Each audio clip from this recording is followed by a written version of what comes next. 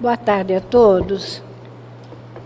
Antes de dar início à nossa reunião, nós gostaríamos de pedir aos companheiros com aparelho celular o favor de desligar para que não haja nenhuma interferência durante a nossa reunião. E vamos ler a paginazinha com o título O Grande Futuro. Desde os primórdios do cristianismo, observamos aprendizes que se retiram deliberadamente do mundo, alegando que o reino do Senhor não pertence à terra. Ajoelham-se por tempo indeterminado nas casas de adoração e acreditam efetuar na fuga a realização da santidade. Muitos cruzam os braços à frente dos serviços de regeneração e, quando interrogados, expressam revolta pelos quadros chocantes que a experiência terrena lhes oferece, reportando-se ao Cristo diante de Pilatos, quando o mestre asseverou que o seu reino ainda não se instalara nos círculos da luta humana. No entanto, é justo ponderar que o Cristo não deserdou o planeta. A palavra dele não afiançou a negação absoluta da felicidade celeste para a terra, mas apenas definiu a paisagem então existente, sem esquecer a esperança no porvir. O mestre esclareceu: mas agora o meu reino não é daqui. Semelhante afirmativa revela-lhe a confiança. Jesus, portanto, não pode endossar a falsa atitude dos operários em desalento, tão só porque a sombra se fez mais densa em torno de problemas transitórios ou porque as feridas humanas se fazem por vezes mais dolorosas. Tais ocorrências, muita vez, obedecem à pura ilusão visual. A atividade divina jamais cessa, e justamente no quadro da luta benéfica é que o discípulo esculpirá a própria vitória. Não nos cabe, pois, a deserção pela atitude contemplativa, e sim avançar confiantemente para o grande futuro. Emmanuel, do livro Pão Nosso, psicografado por Francisco Cândido Xavier. E eis-nos aqui, Senhor Jesus, nos apresentando para a tarefa que o Senhor nos permite realizar em vosso nome. Essa é a nossa primeira reunião presencial do ano de 2023. E que nós tenhamos por objetivo a nossa melhoria espiritual, porque é para isso que nós estamos estudando a doutrina e conhecendo a nós mesmos, buscando nos libertar de velhos hábitos do passado para adquirir as virtudes que nos são necessárias. Abençoa o Cláudio, que nos trará o estudo da tarde de hoje. Abençoa todos nós que aqui estamos, dilatando a nossa compreensão, a nossa lucidez e o nosso discernimento, para que possamos fazer aquilo que nos comprometemos diante desses benfeitores que acreditaram e avaliaram a nossa vinda para a terra. E assim, Senhor, que seja em Teu nome, em nome de Maria, em nome de toda a direção espiritual da Casa do Caminho, mas, acima de tudo e sempre, em nome de Deus, nosso Pai, que, encerrando essa prece, possamos dar início ao estudo do Teu Evangelho na tarde de hoje. Que assim seja, graças a Deus.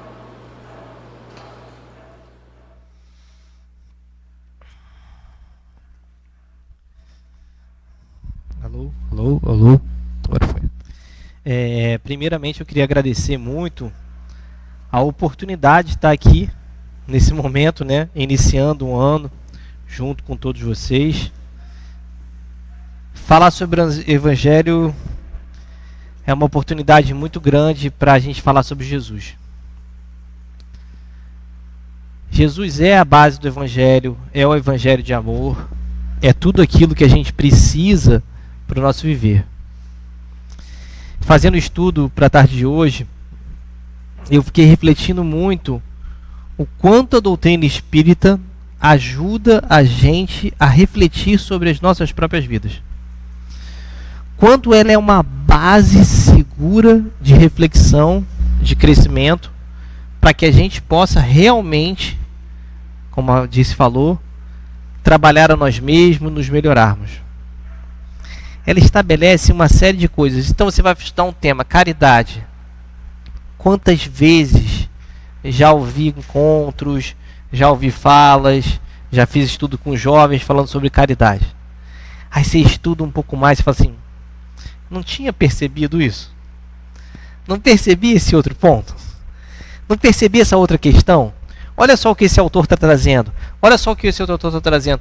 E aí você começa a coligar isso dentro de você e aquilo começa a fazer sentido. É óbvio que não é do dia para a noite que a gente vai mudar. Mas é naquele momento que você tem um estalo. Fala assim, ó, está faltando isso dentro de mim. Isso que eu estou lendo está faltando de mim. Uma vez eu estava aqui, uma vez eu fiz um estudo aqui, acho que foi no Encontro de Jesus. As pessoas, no final, né, eu também fiz muitas vezes isso, quando vi encontros, eu abraço a pessoa, porque eu sei o quanto é trabalhoso a pessoa chegar depois de um ano e apresentar um estudo, né, ela teve que entregar muito dela mesma, né, superar várias questões para estar ali, né. Então eu aceito os abraços com muita gratidão, porque eu sei que é isso mesmo, é o esforço. Mas algumas pessoas acham que é aquilo que a gente falou que a gente é. E não é verdade. Eu li nos livros, eu vi as coisas e tal, não sei o que. A gente fez um compilado, né? Tá?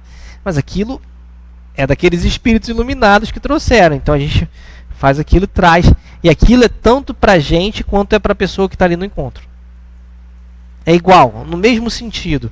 Aliás, eu no grupo do Encontro de Jesus, que eu faço parte, com certeza nós do grupo somos mais necessitados do que todos que vêm ao encontro, porque a gente estuda aquilo um ano inteiro, né? O cara só viu uma vez, né?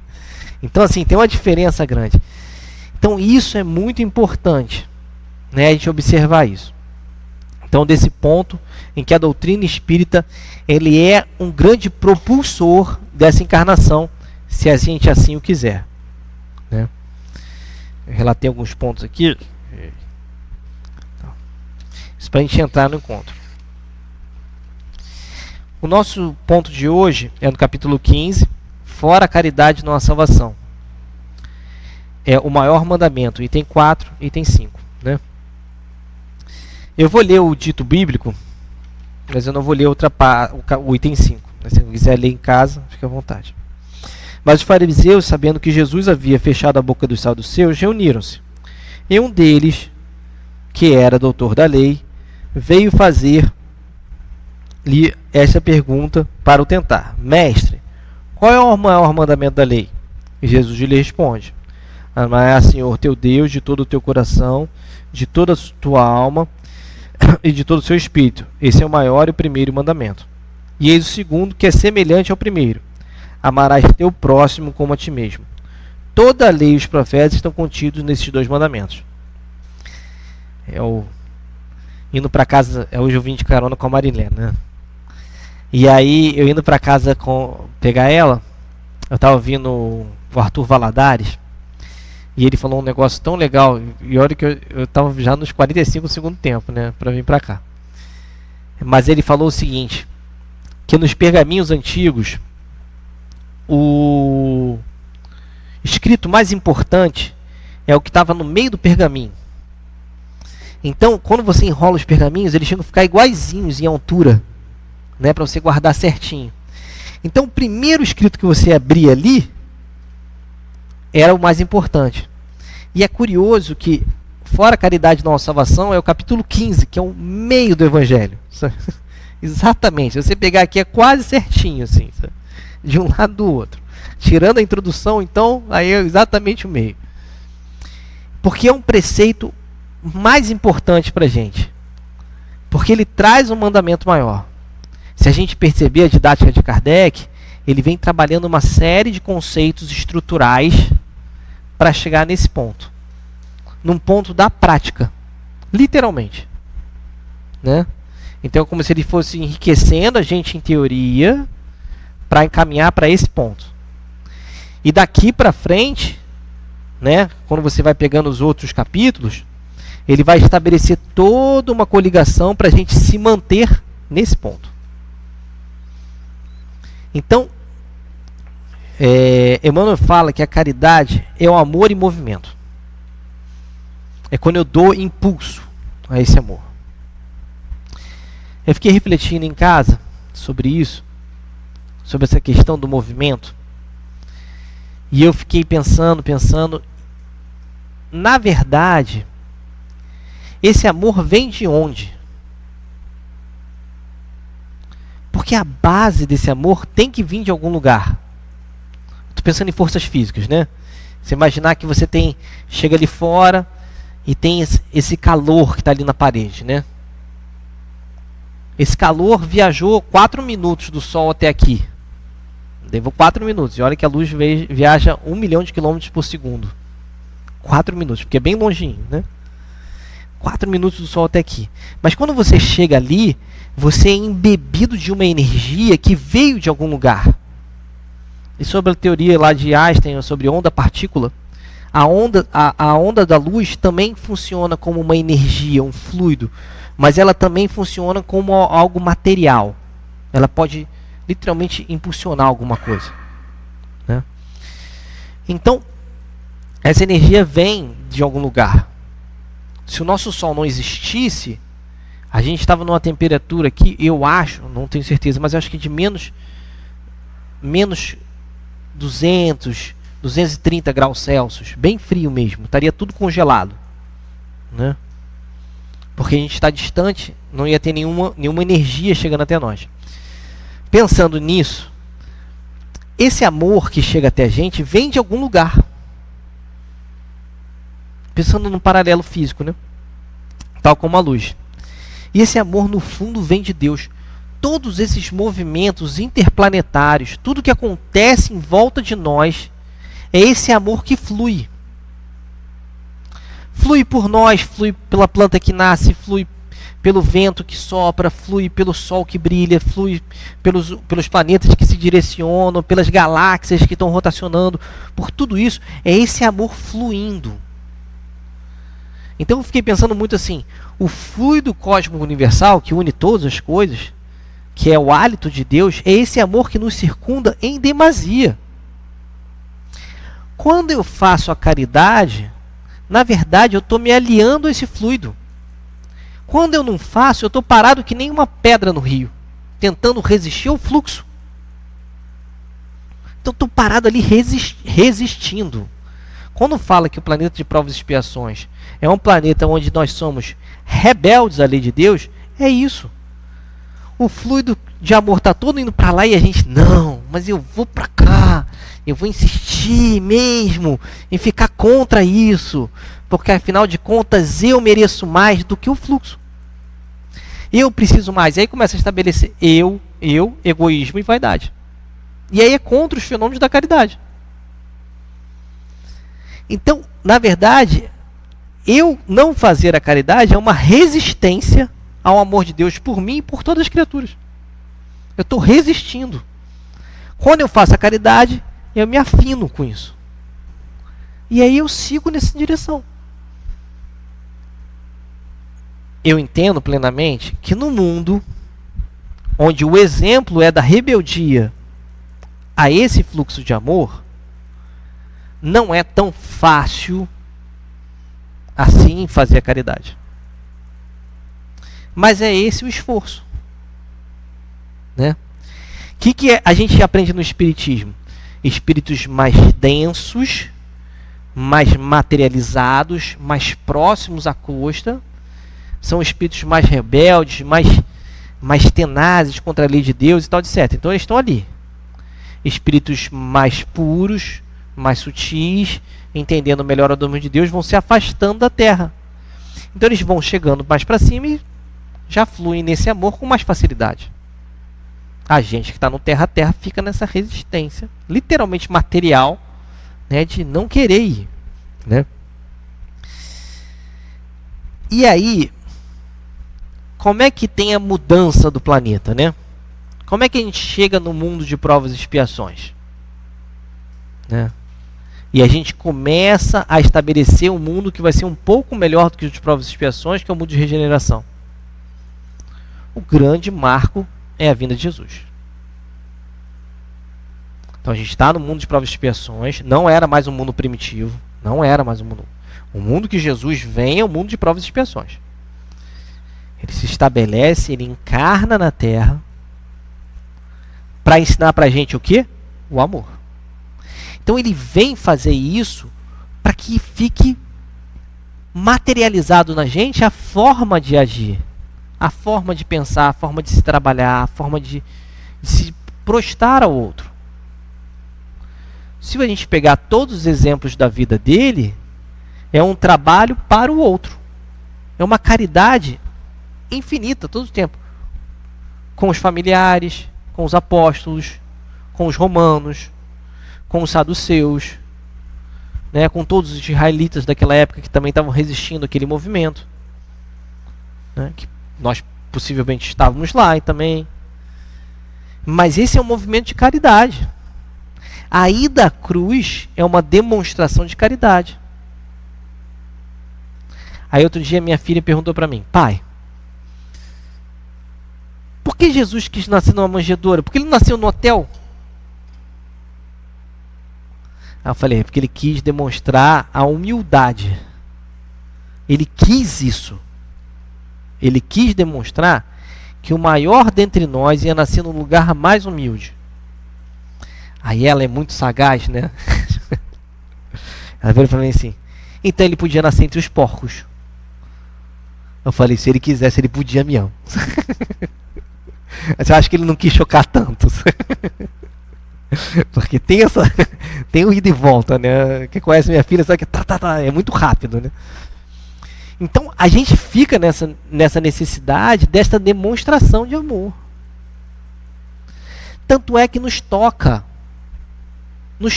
Quando alguém pega, pouco tempo eu vi uma notícia online, né? Falando de uma mulher que é desempregada e devolveu R$1.600. Devolveu, pegou o dinheiro, não é meu, devolveu. Aí tem aquele alvoroço. Mas ela não tem emprego, por que ela devolveu o dinheiro? Porque dentro dela, aquele pequeno movimento de amor, de entender que o que não é meu, não é meu, não importando as circunstâncias, já está consolidado. E nos assusta, porque dentro do mundo, isso é notícia, né? Virou notícia, né? Foi lá, não vou falar o site, mas foi lá no site, um site de abrangência, né? Então assim, mas poxa, isso não deveria ser a regra? Mas quando eu leio, eu me espanto. Eu falo: pô, realmente? Porque era para ser a regra, porque se não é meu, não é meu. Não pode ser meu. O não furtarás está desde do Velho Testamento, lá em Moisés. Os 10 mandamentos estão lá. Não furtar. Você está usurpando uma coisa que não é sua, você está furtando.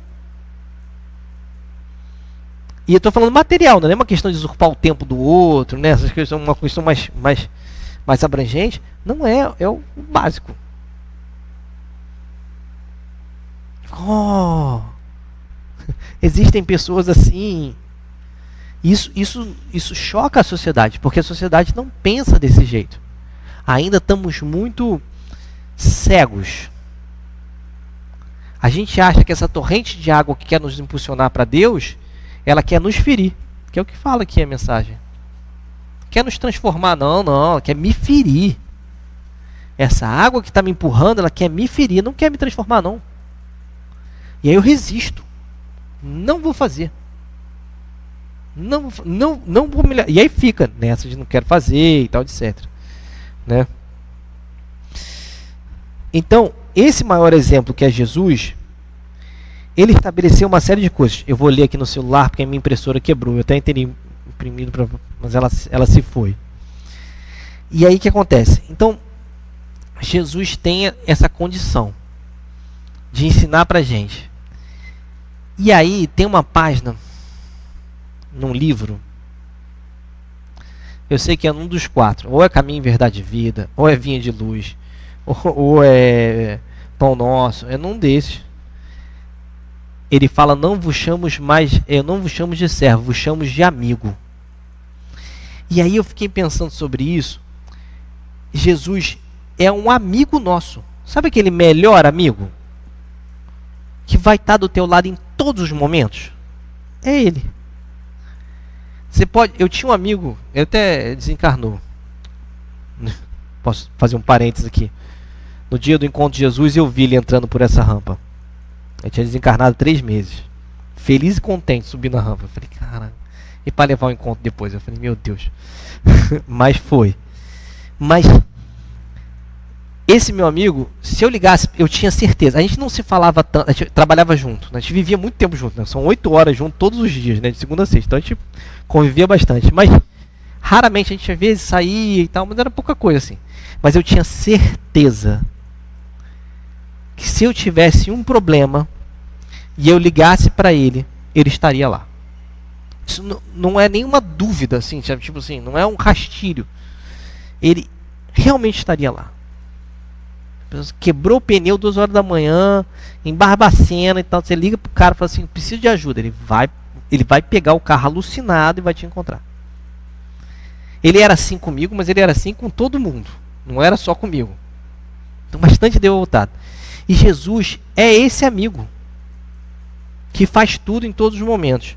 Emmanuel tem uma página que é no livro Viajor, né? Psicografia de Emmanuel. O título da página é Caridade. E é muito interessante que ele começa assim: caridade é sobretudo amizade.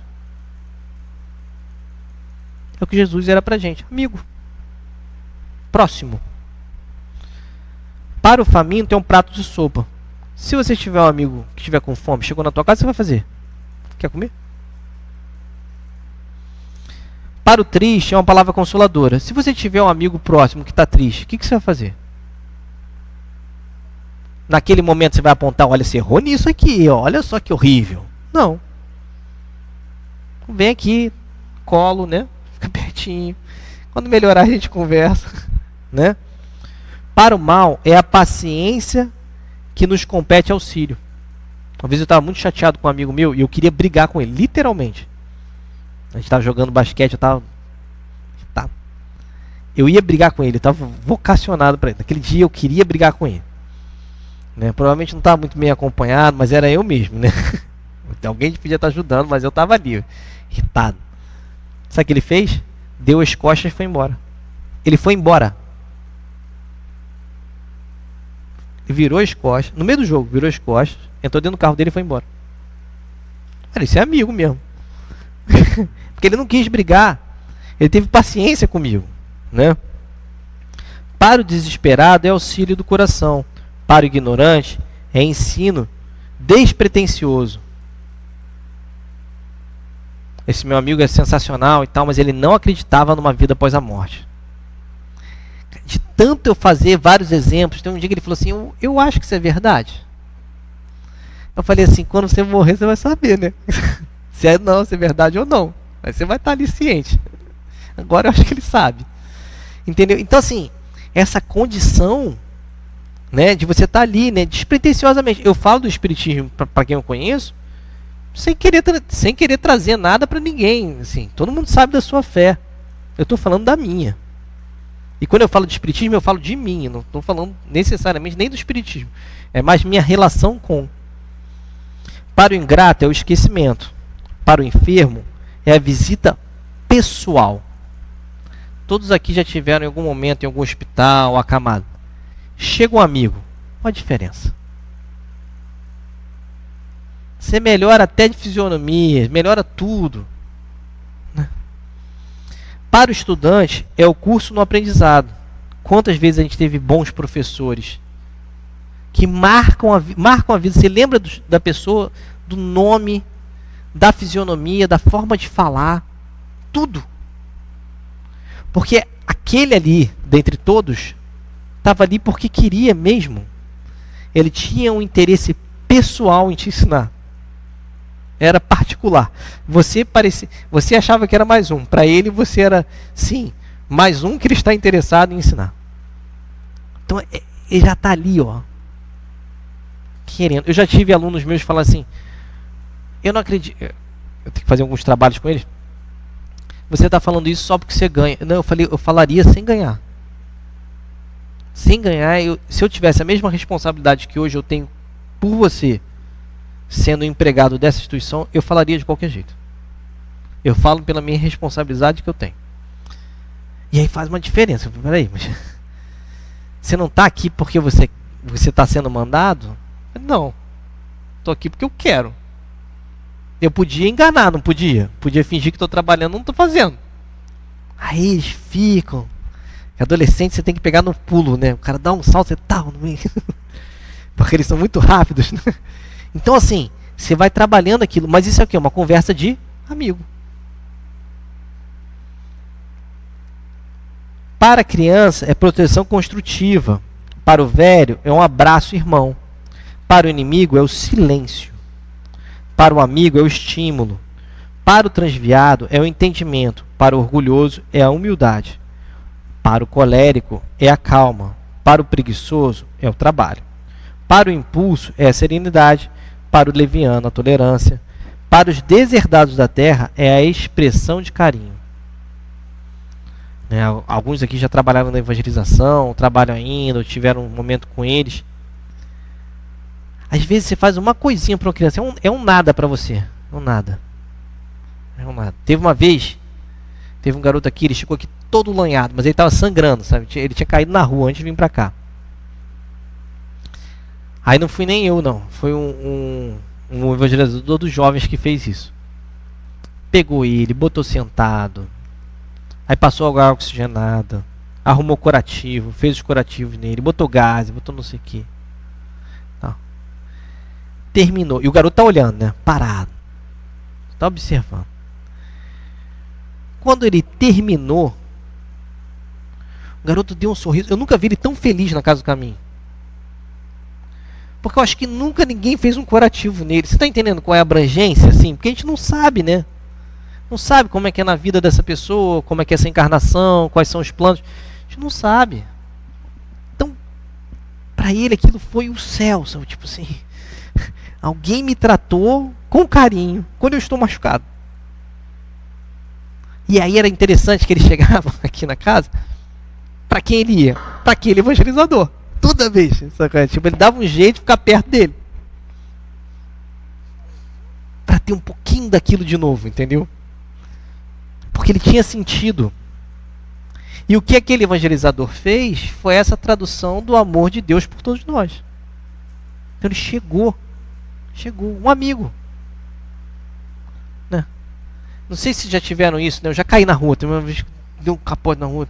Estava com uns amigos, um amigo te levanta, não, calma, vamos botar um gelo. Você está amparado.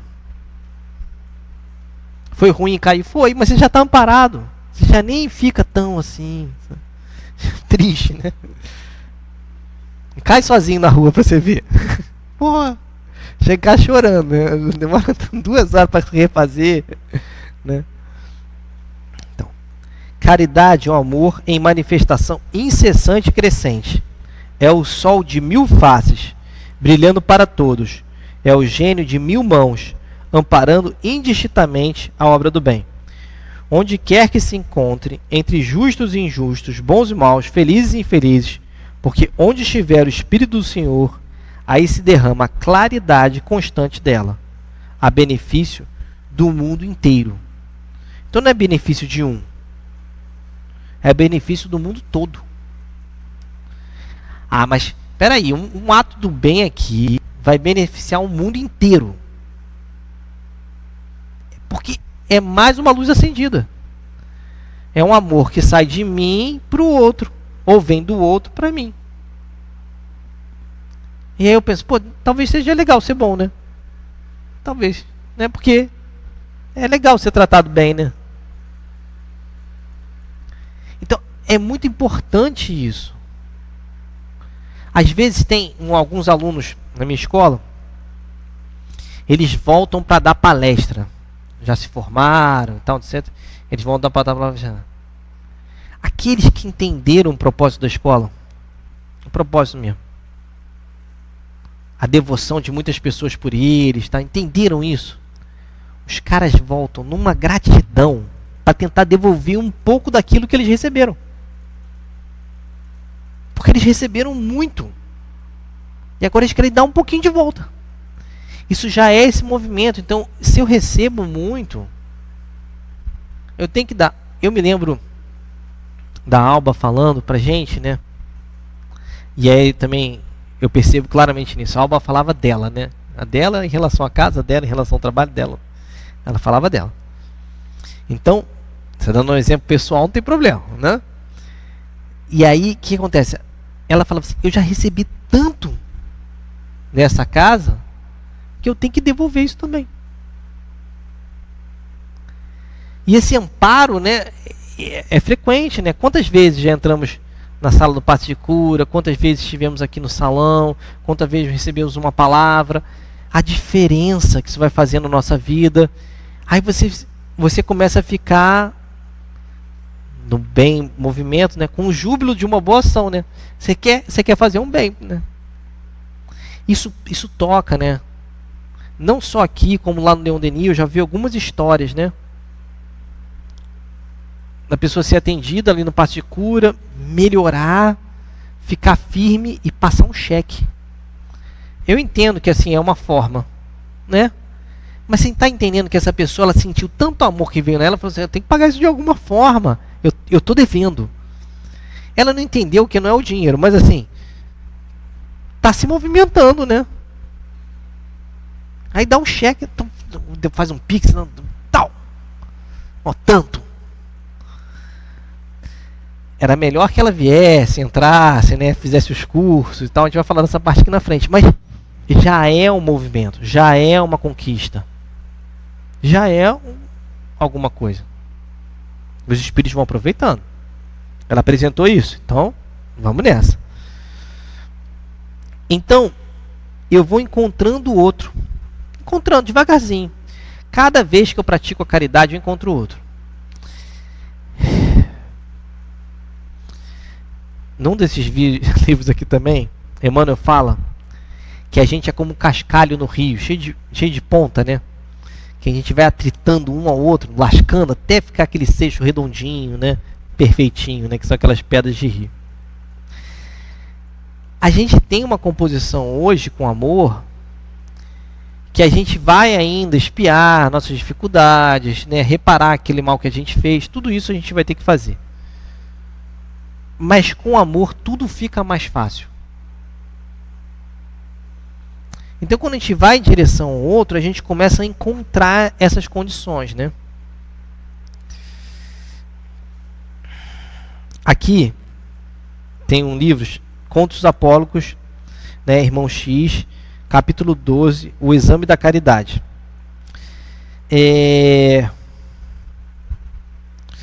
Aqui ele vai falando de um conto de Irmão X, onde 3 pessoas fundaram uma casa espírita, e esse movimento foi crescendo, e mais pessoas vieram, e ficaram ali, a espiritualidade chegou junto, porque percebeu que era um núcleo de amor, e aí um espírito em particular se tornou bem fiel à casa e à causa, a ponto dele comentar com os outros espíritos maiores que ele tinha encontrado um lugar de trabalho, onde as pessoas correspondiam. Você nota a responsabilidade disso, né? E aí é Irmã Custódia o nome do espírito, né? Então fala de livros edificantes, fala que montaram uma obra de caridade, né? Não sei o quê. E quando a obra fez 10 anos, ela falou que os 3 que fundaram a obra tinham que fazer uma festa, assim, um encontro maior. Um deles falaria de caridade e humanidade, caridade e iluminação e caridade e harmonia. Cada um deles falou sobre isso. Saindo da casa espírita, os 3 ficaram um pouco mais para poder conversar. Então todo mundo foi indo embora, eles ficaram juntos e saíram juntos do local. 3 homens, né? Ao saírem da casa espírita, eles encontraram uma senhora na rua, passando mal e pedindo um abrigo por aquela noite. Por aquela noite. Só. E aí eles meio se esquivaram e tal. Não, é porque minha esposa não vai gostar. O outro deu outra desculpa e tal, não sei o quê. Mas eles juntaram dinheiro e alugaram para ela um quarto numa pousada. Então atenderam de alguma forma aquela senhora. Só que eles não dormiram à noite. Não dormiram pensando naquilo. E aí no dia seguinte eles vão na pousada para tentar saber se a mulher tinha chegado na pousada, tinha chegado bem e tal, tudo mais. Não encontraram. E aí... Fogo, né? Peraí, deixa eu pegar aqui a partezinha final.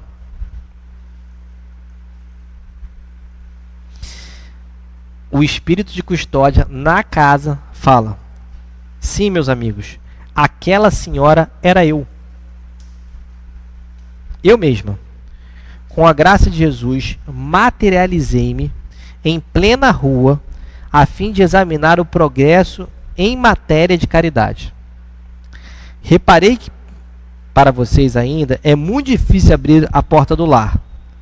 Mas, se com 10 anos de estudo puderam desatar a bolsa e ceder 15 cruzeiros, sentir-me-ei muito feliz se conseguirem abrir o coração ao verdadeiro amor fraterno daqui a 100 anos. Sorriu expressivamente, embora com tantos apontar, e rematou: o essencial, porém, é não interromperem de nenhum modo, o estudo e o trabalho na direção do alto. Não há motivo para desânimos. Vamos continuar. Óbvio que eu adoro os livros de Irmão X, né? Traz uns exemplos muito materiais sobre as coisas, né? E o título, né? Caridade, né? Porque a gente pode fazer um pouco. Mas quando a gente examina nós mesmos, podemos fazer muito mais. Nota. Traz isso. Se fosse um amigo teu, você ia botar numa estalagem? Você ia botar numa pousada? Você ia trazer para tua casa, né? É teu amigo. E aí aqui fala, né? Eis o segundo, que é semelhante ao primeiro: amarás teu próximo como a ti mesmo. Toda a lei e os profetas estão contidos nesses 2 mandamentos. Se eu amo o meu próximo como a mim mesmo, ele é mais que meu amigo. Ele é meu irmão. Então, se ele está em sofrimento, o que eu tenho que fazer?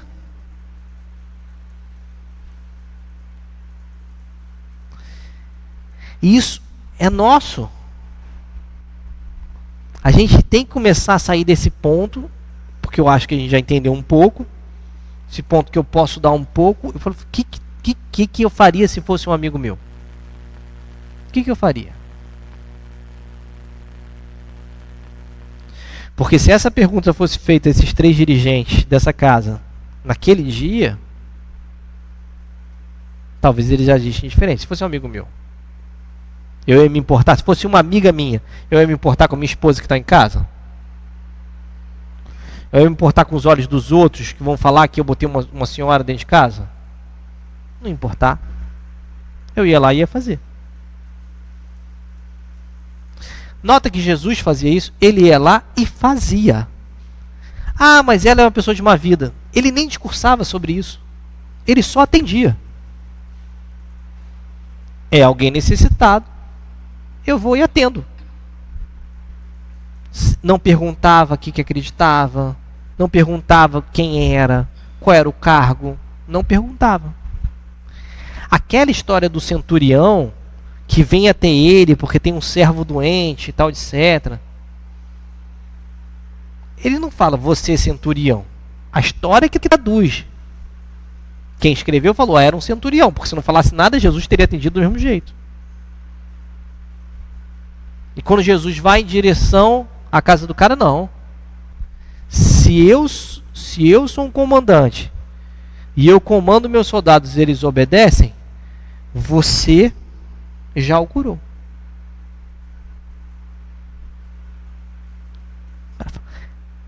Nem em Israel ele encontrou uma fé tão grande. Nem entre os israelitas existia alguém com uma fé tão grande. E tinha João Batista, hein? Que era o maior nascido de mulher.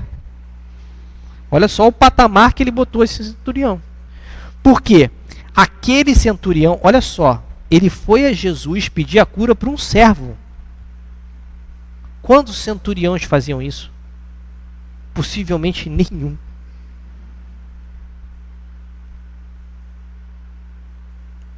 Então ele já era um cara que estava ligado ao amor. Maria Dolores fala sobre ele. Tem um dos livros de Maria Dolores que ela fala sobre esse centurião. E ela fala o quanto ele era devotado às pessoas, devotado às circunstâncias. Ele comandava uma área. Ele era um romano. Normal. Mas ele tinha um olhar atento para o outro. Tinha. Ele já tinha esse movimento de caridade. Já estava nesse movimento de amor. Mesmo sendo centurião e soldado. Aqui, no outro livro de Irmão X, Relatos da Vida, na lição 3, O Grande Caminho. Um homem de muita fé morava num extenso e triste vale. Porque assinalasse a amarga solidão, elevou-se em espírito ao Senhor e pediu atormentado. Então ele vai pedir companhia e tal. Aí ele faz um campozinho, ele fala assim, o campo. Aí melhora o lugar. Aí as pessoas vêm, né? Olharam aquilo, vem mais pessoas. Aí ele começa a ter convulsão com as pessoas. Aí ele vai a Deus de novo. Aí Deus fala com ele e fala assim, não, paciência, resignação e tal. Ele volta, começa a traduzir isso, melhora um pouco, aí depois disso tem outros problemas. Ele casa com uma pessoa, tem filhos, os filhos estão dando problema. Ele vai a Deus. Ele vai fazendo isso constantemente durante a vida toda dele. Quando as pessoas começam a morrer, ele vai a Deus. Quando ele fica mais velho, ele vai a Deus, que está com problema de saúde e tal, não sei o quê. E aí no final, ele fala assim, os missionários celestiais não se equivocaram na afirmativa. Que ele fala assim, Senhor, obterou o fiel devoto. Ensinar-me que fora da caridade não há salvação. E sempre respeitei a caridade, executando-te as ordens divinas. Toda vez que ele ia, quando ele voltava, ele executava o que foi falado. Ter-se-ia-me enganado os teus mensageiros no mundo, porque ele encontrava, agora, já mais velho, doente, tal, etc. Ele fala, o mestre sorriu e obterou. Os emissários celestiais nunca se equivocaram na afirmativa. Realmente, fora a caridade não há salvação. Mas, fora da educação, não há caridade bem conduzida. É porque crente meditasse, lacrimoso, em silêncio, o Senhor concluiu. A caridade é a chave que abre a porta do céu. Mas a educação é o grande caminho que conduz até ele. Foi então que o aprendiz leal voltou às obrigações que lhe competiam no mundo e consagrou o resto das suas existências ao serviço de educar-se, com o que passou a educar os outros com mais segurança. Então a gente sempre coloca, que esse movimento de caridade é importante, esse movimento de amor é importante. É importante. Eu enxergo o outro, me enxergo, eu entro nesse fluxo de amor, eu dou para ela, recebo dela, e aí vai indo, e isso vai me estimulando, isso tudo é importante. Mas a religião, e o espiritismo é uma religião, existe para me educar.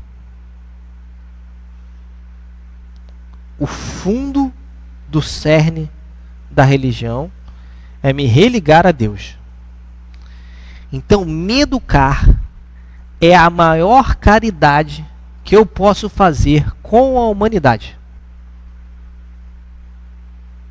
Quando eu li isso, eu fiquei espantado, porque assim, eu noto que eu falei assim, você vai estudando, você vai compreendendo devagarzinho. E eu falei, eu nunca tinha escutado isso. Ou se eu escutei, eu não entendi. Ou se eu escutei, eu não consegui naquele momento concretizar. Porque quando eu me educo, não é mais o Cristo que está fora, é o Cristo que vive em mim, porque eu vou ser um espírito de luz. E se eu for um espírito de luz, é mais um na Terra, né? Bom. Ensinando, compreendendo, fazendo. Então, a maior importância em caridade é eu fazer por mim mesmo. Não de uma forma egoísta, vou fazer e vou deixar o outro de fora. Não, eu me educar em Cristo. Sabe aquela frase assim, o que o Cristo faria agora? Essa frase me mata toda vez. Porque assim, acontece uma circunstância, o que o Cristo fazia agora? Eu falei, cara, não é o que eu faria. Eu já começo assim, eu penso, a primeira coisa que eu penso, o que o Cristo fazia agora? Eu falei assim, não é o que eu faria. Eu não faria igual o Cristo. Então, eu já paro assim, fico olhando, você fala, cara. Aí eu vou lembrando do Evangelho. Vai baixando os arquivos, né?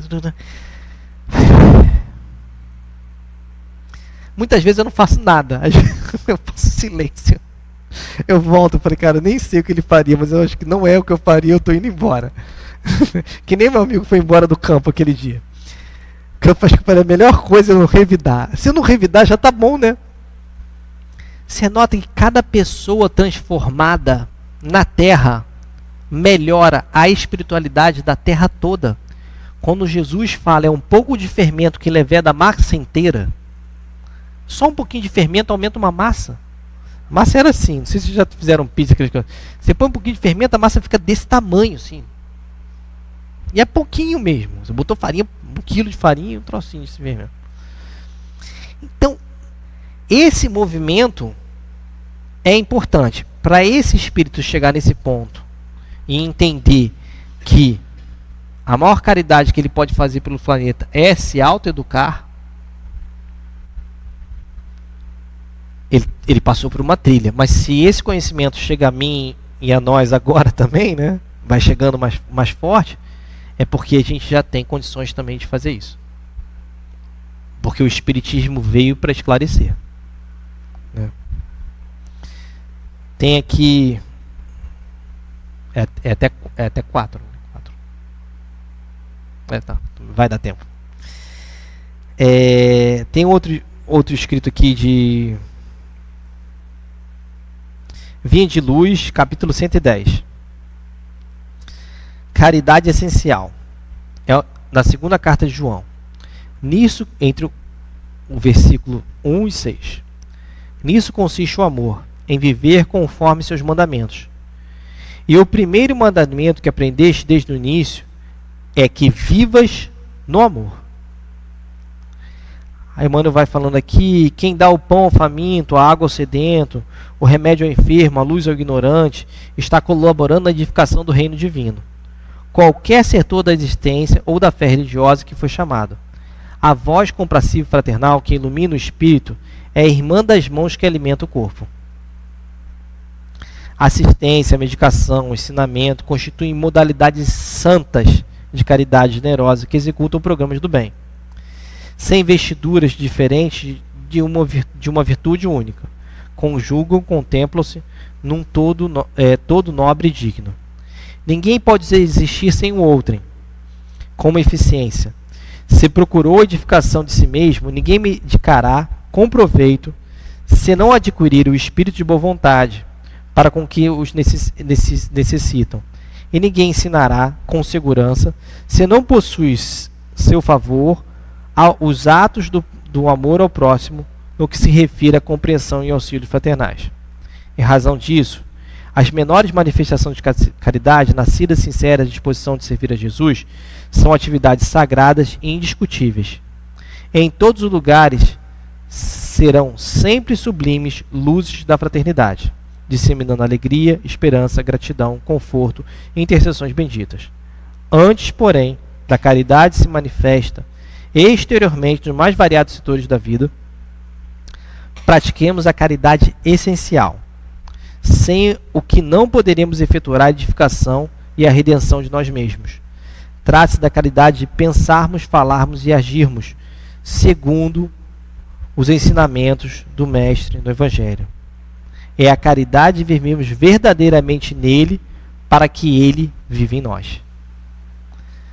Então, Emmanuel está traduzindo aqui em outro momento, a caridade mais importante é que a gente pensa, fale e haja segundo os ensinamentos de Jesus. Mais importante, mais essencial.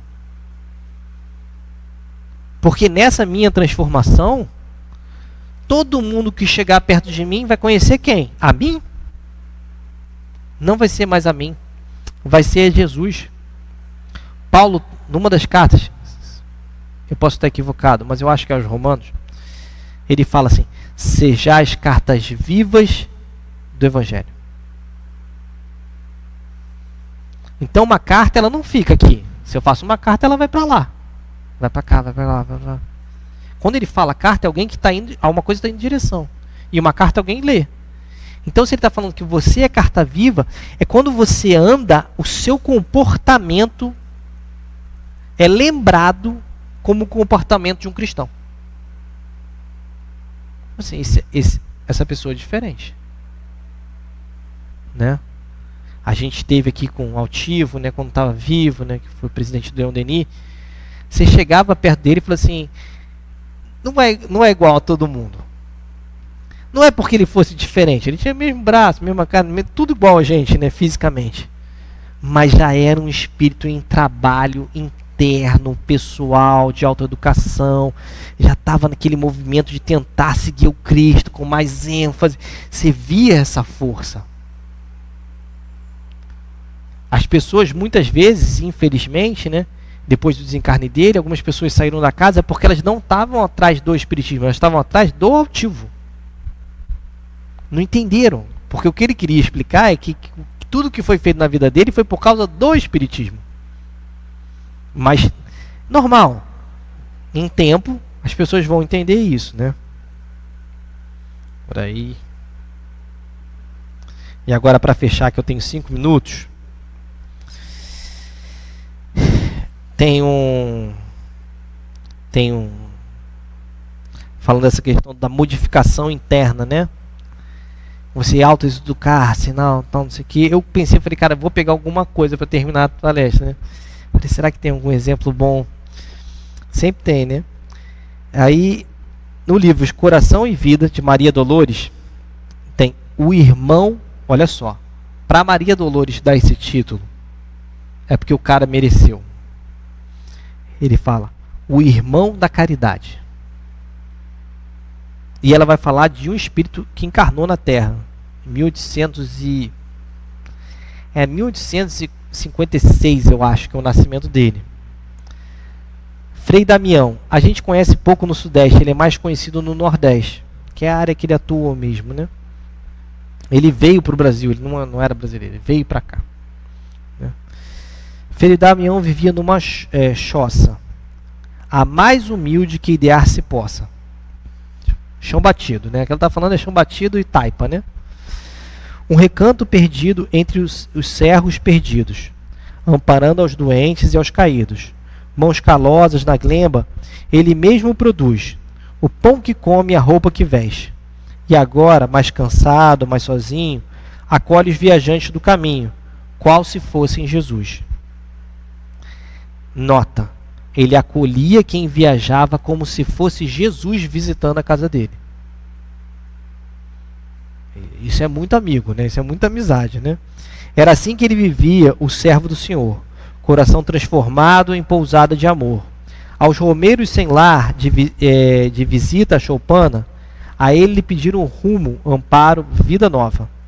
Saiba atenuar os rigores da prova, doando-lhes consolo, a rude estrada humana. Fosse ao pranto da mãe, fosse ao triste mendigo, aos enfermos sem fé, e ao que o desespero alcança.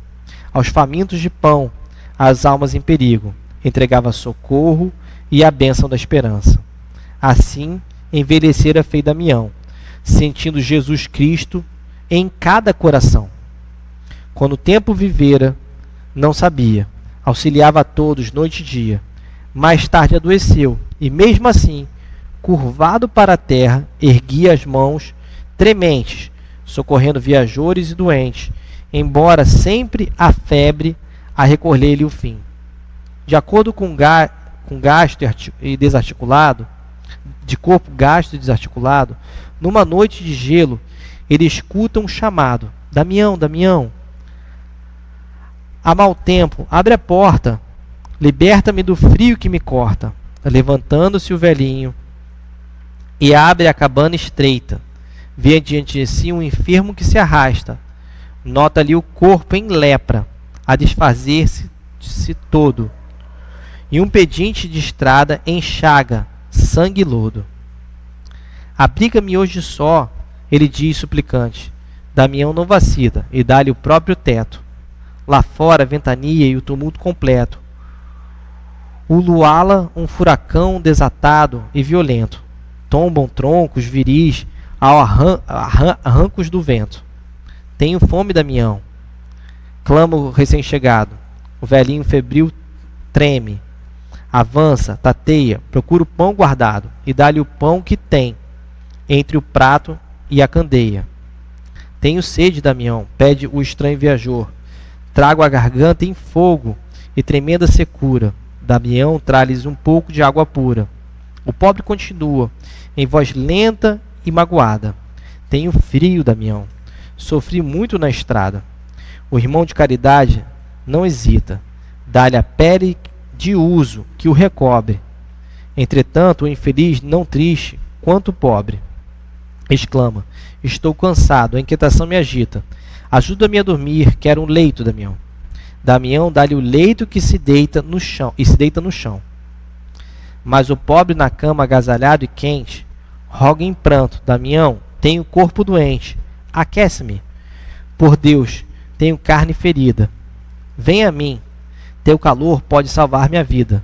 Damião não vacila, ergue-se com carinho, e ele conhece a dor do triste do caminho. Lembra outras noites mais chuvosas e noventas, e abraçar-lhe ao deitar-se em chagas purulentas.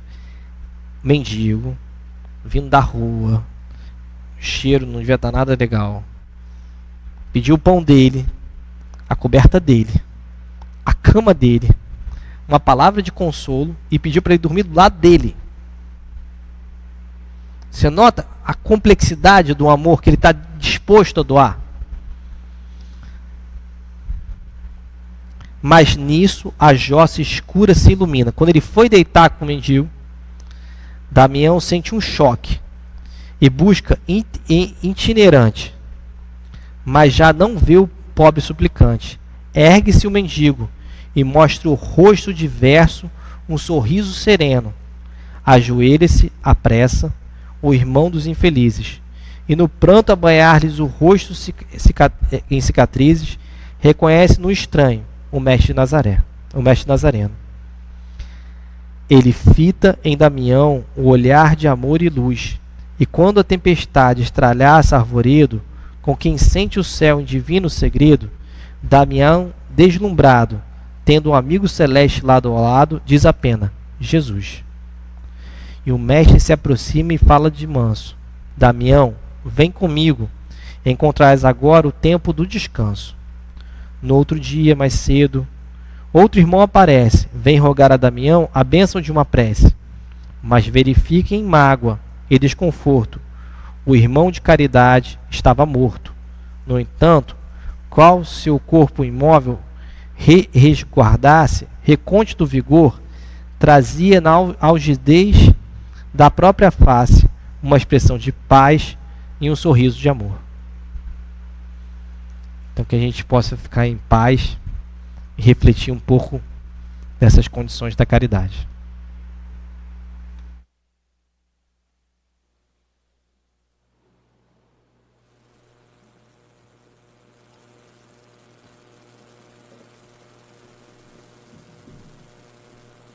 Agora vamos passar para o livro Fonte Viva, pelo Espírito. Do livro Fonte Viva pelo Espírito, de Emmanuel, psicografia de Francisco Cândido Xavier. Lição 44. Tenhamos fé. Vou preparar-vos lugar. Jesus, em João, capítulo 14, versículo 2. Sabia o Mestre que até a construção do reino divino na terra, quantos o acompanhassem viveriam na condição de desajustados, trabalhando no progresso de todas as criaturas, todavia sem lugar adequado aos sublimes ideais que entesouram. Efetivamente, o cristão leal, em toda parte, raramente recebe o respeito que lhe é devido. Por destoar quase sempre da coletividade, ainda não completamente cristalizada, sofre a descaridosa opinião de muitos. Se exercita a humildade, é tido como a conta de covarde. Se adota a vida simples, é acusado pelo delito de relaxamento. Se busca ser bondoso, é categorizado por tolo. Se administra dignamente, é julgado orgulhoso. Se obedece quando é justo, é considerado servil. Se usa a intolerância, é visto por incompetente. Se mobiliza a energia, é conhecido por cruel. Se trabalha devotado, é interpretado por vaidoso. Se procura melhorar-se, assumindo responsabilidade no esforço intensivo das boas obras ou das preleções consoladoras, é indicado por fingido. Se tenta ajudar ao próximo, abeirando-se da multidão, com os seus gestos de bondade espontânea, muitas vezes é taxado de personalista e oportunista, atento aos interesses próprios. Apesar de semelhantes conflitos, porém, prossigamos, agindo e servindo em nome do Senhor, reconhecendo que o domicílio de seus seguidores não se ergue sobre o chão do mundo. Prometeu Jesus que lhes prepararia lugar na vida mais alta. Continuemos, pois, trabalhando com duplicado fervor na sementeira do bem, à maneira de servidor provisoriamente distanciados do verdadeiro lar. Há muitas moradas na casa do Pai, e o Cristo segue servindo adiante de nós. Tenhamos fé. Graças a Deus. Agora, os médios irão posicionar-se para o momento do passe.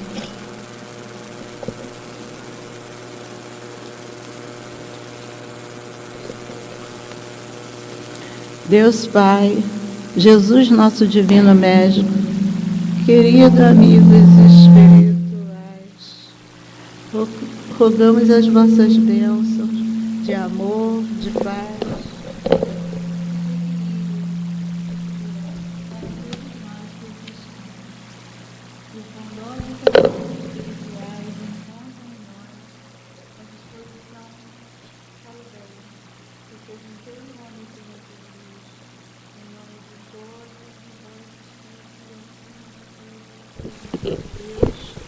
Que possamos iniciar o passe. Diante desta passagem de Jesus, o apóstolo João, vou preparar-vos o lugar. Emmanuel, através dessa passagem, traz estas importantes e belas reflexões. Jesus diz que na casa do Pai tem muitas moradas e Ele vai preparar o lugar para nós. Agora vamos refletir.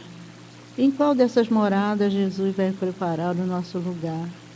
Qual dessas moradas nós vamos ser recebidos? Precisamos entender que essa morada vai ser proporcional ao nosso adiantamento. Nós, encarnados no mundo apropriado, correspondente ao nosso adiantamento moral. No planeta, no nosso planeta, ainda é de provas e expiações. Isso nos mostra que ainda temos uma longa caminhada, porque é aonde o mal ainda predomina. Estamos no momento de transição à transformação do mundo de provas e expiações para um mundo de regeneração. Quando voltarmos à erraticidade, no mundo espiritual, Jesus também nos prepara este lugar. E este lugar também será proporcional ao nosso grau de adiantamento, do nosso proceder, das nossas ações, para sermos recebidos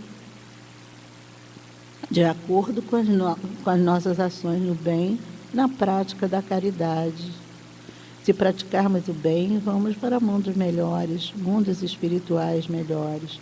Se, porém, nos comportarmos mal, carregando os nossos vícios, como o egoísmo, o orgulho, a vaidade e tantos outros, aí com certeza iremos para mundos mais difíceis.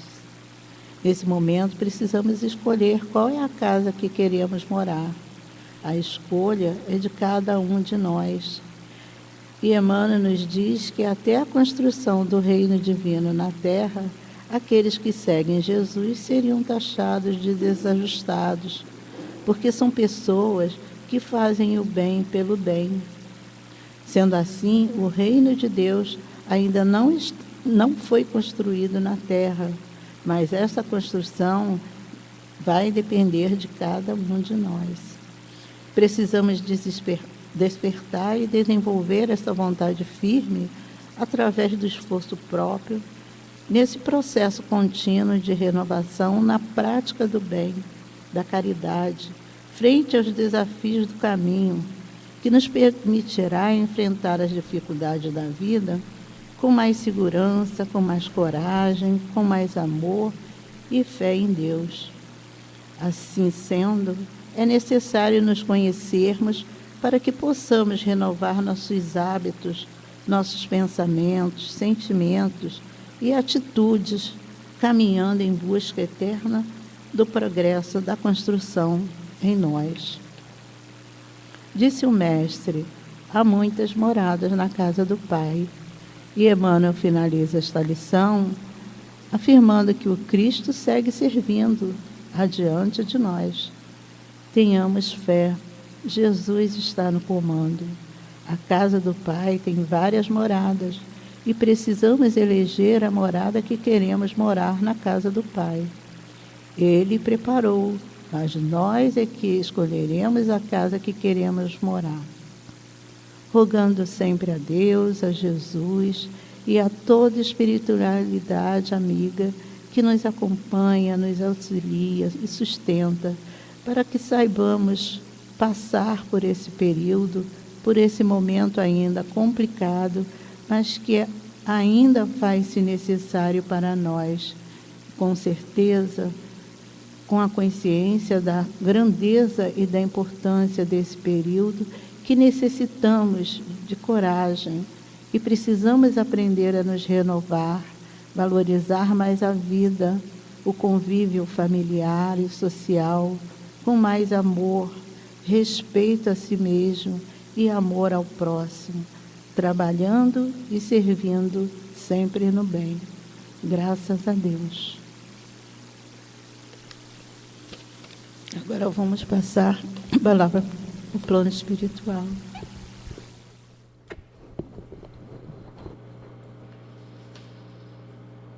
Graças a Deus.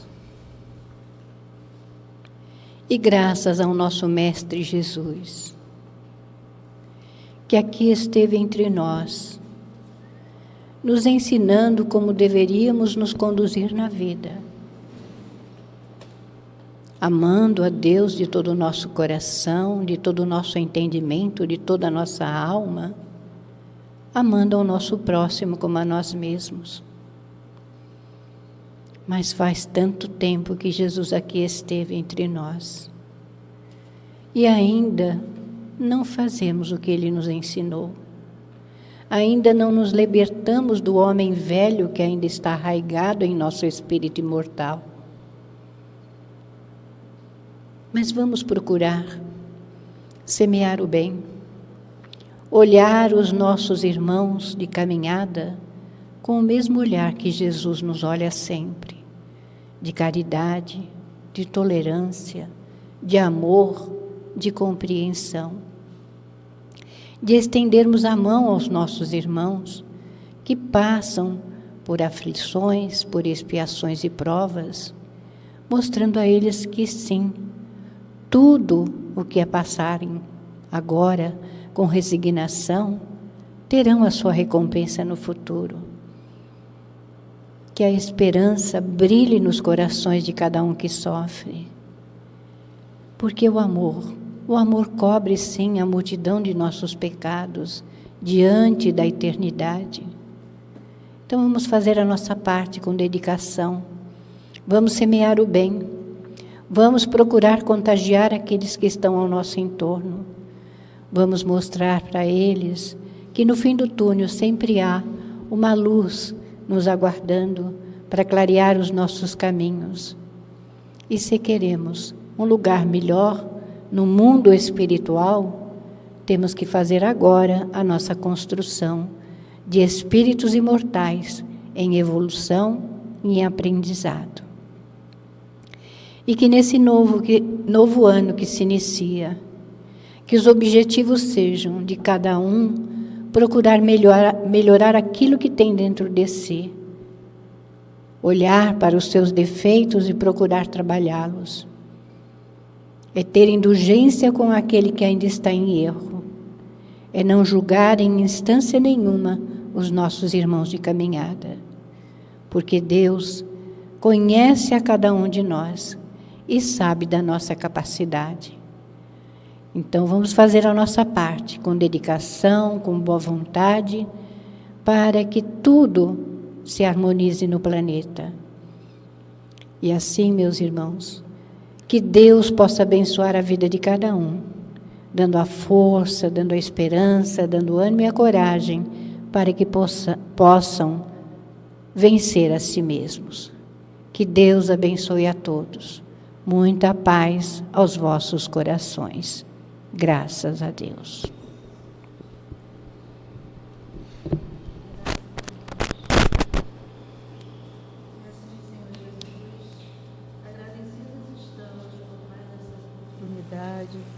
E te pedimos, Senhor, nos ajude a refletir e colocarmos em prática os ensinamentos aqui passados. Ajuda-nos, Senhor, a compreender melhor os nossos irmãos de caminhada. Ampara-nos e abençoe a nossa luta diária contra a nossa maior barreira, ainda nós mesmos. E que possamos sair daqui, desse ambiente realmente melhor do que aqui chegamos. Que seja em Teu nome, Senhor Jesus. Em nome dos amigos espirituais que coordenam este trabalho. Mas acima de tudo e sempre, em nome de Deus, pedimos permissão para encerrar essa prece e encerrar de nossa parte as atividades da tarde de hoje. Que assim seja, graças a Deus. Graças a Deus. Obrigada, Senhor.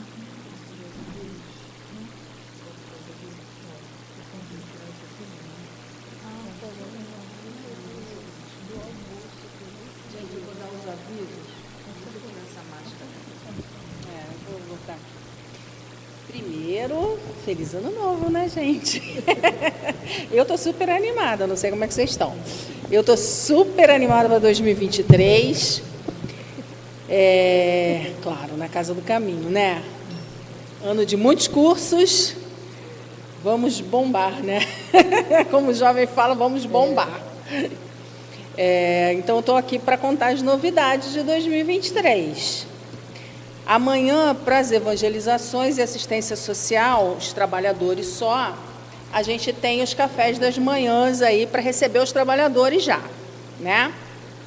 E semana que vem a gente já começa o curso do passe de cura, né?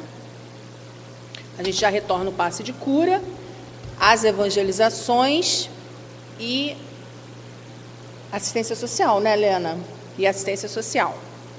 Segunda-feira, 23, a gente volta com a costurinha para quem está no trabalho da costurinha. A partir de hoje, a gente já está inscrevendo a galera nos cursos da casa. Como é que vão ocorrer os cursos da casa? A casa vai oferecer todos os cursos, menos o Obra Póstumas. Se tiver aluno para todos os cursos, a casa vai ter todos os cursos. Então, a gente vai abrir o que é o Espiritismo, Livro dos Espíritos, Evangelho, Céu e Inferno, Livro dos Médiuns e Gênese. Vão ocorrer esses estudos às 2h da tarde, como sempre ocorriam. As inscrições estão abertas a partir de hoje. Quem quiser, manda um zap para mim, dizendo, Andréia, quero fazer o curso tal. Claro que, gente, não é aleatoriamente, mas aquela pessoa que já fazia todos os cursos, ela pode escolher qual curso ela quer fazer agora. Vamos começar todos os cursos do zero. Aquela que nunca fez curso na casa, a gente orienta a procurar o que é o Espiritismo, para começar do zero, tá bom? Teremos curso online do Evangelho na quarta-feira. É o único curso que não vai voltar para o presencial ainda. E agora o mais importante. A nossa querida casa faz 31 anos e a gente vai ter um almoço maravilhoso. Nas nossas redes sociais também, alguns WhatsApps, mas eu acho que a gente já deve ter colocado no Facebook também. Se não colocamos, eu acredito que colocamos, tá? Mas isso é erro meu porque eu não ando pelo Facebook. Mas eu acho que já colocamos no Facebook. A gente já está divulgando que no dia 29, um domingo, nós teremos um almoço. Esse almoço, ele está sendo vendido antecipadamente, o convite. E é importante que as pessoas comprem antecipadamente, para a gente se programar, né? Para saber quantas pessoas virão prestigiar a nossa casa. E esse convite dá direito, vamos lá, almoço, um copo de Coca-Cola e sobremesa. As crianças, o convite vai ser mais barato. E nós, adultos, 45? 40 reais, tá? Mas, gente, almoço na Casa do Caminho, a gente sabe que é almoção, é para a gente sair aqui. Claro, ninguém aqui, né, vai quebrar a banca, mas a gente sabe que é bem fornecido, né? Mas o mais importante, gente, é comemorar 31 anos de existência. Nós sabemos que a nossa casa é muito mais velha que 31 anos. Porque a minha irmã fazia 15 quando a minha mãe passou a frequentar o grupo. Mas de formação, com estatuto, toda bonitinha, né, formalzinha, ela tem 31 anos. Então, vamos nos reunir. Né? Estamos vindo de 3 anos difíceis, mas eu tenho certeza absoluta. Não tem revelação espírita aqui, né? Não desceu ninguém, o Dr. Herman não falou nada para a gente, mas eu tenho certeza que 2023 vai ser um ano maravilhoso e vai começar com o aniversário da nossa casa. Outra coisa também, primeiro encontro da nossa casa, já estou fazendo merchan, quero todo mundo aqui, hein? Vai ser um sábado, vai ser um encontro de carnaval. A direção da casa já decidiu que nesse dia não vai ter trabalho, quer dizer, não vai ter trabalho nenhum para vocês estarem aqui. Então, a assistência social vai poder participar em peso, os trabalhadores da evangelização infantil, os trabalhadores da evangelização dos jovens, porque a casa decidiu aquele modelo antigo, que no sábado vai ser um encontro de carnaval para todo mundo poder estar aqui. Então, vai ser um ano de muito trabalho, de muito estudo, de muitos reencontros, pessoas que estavam distantes da casa, a gente está indo buscar para trazer de volta, para ver se amarra aqui e não foge mais, e não, né, e não vai mais embora, e fica aqui com a gente e estuda. Porque é o que o Cláudio falou a palestra inteira, e eu não vou ficar aqui repetindo o que as pessoas que estavam aqui ficaram falando. Doutrina espírita é primeiramente para cada um de nós, né? É para melhorar a gente. Não sei para vocês. Eu percebi que nesses 3 anos de pandemia, eu sou a maior necessitada, porque eu só dei vexame. Todas as provas dessa pandemia, eu fui reprovada. Então, eu decidi que eu estou mais do que internada aqui dentro, porque eu vi que eu sou uma aluna muito ruim mesmo. Então, se alguém falar assim para mim, tem que fazer o que é o espiritismo? Quando que a turma começa? Porque eu estou lá. Aí, se falarem assim para mim, olha, vai ter que dar comida na boca das crianças, também estou lá. Por quê? Porque eu vi que eu sou uma aluna muito ruim. E não precisou ninguém falar para mim, não, gente. Eu só fiz feio nessa pandemia. Sabe? Briguei com um monte de gente, falei coisa feia. Eu vi que eu ainda estou muito ruim. Não sei fazer nada do que a doutrina espírita aqui ensinou para os outros.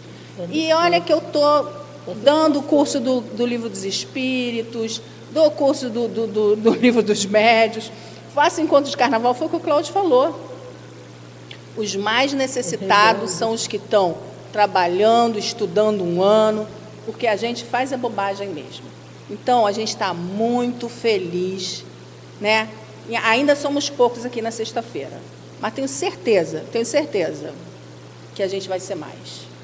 E conto com vocês, para a gente encher essa casa, porque somos nós os necessitados que precisamos mais. Tá bom? Isso.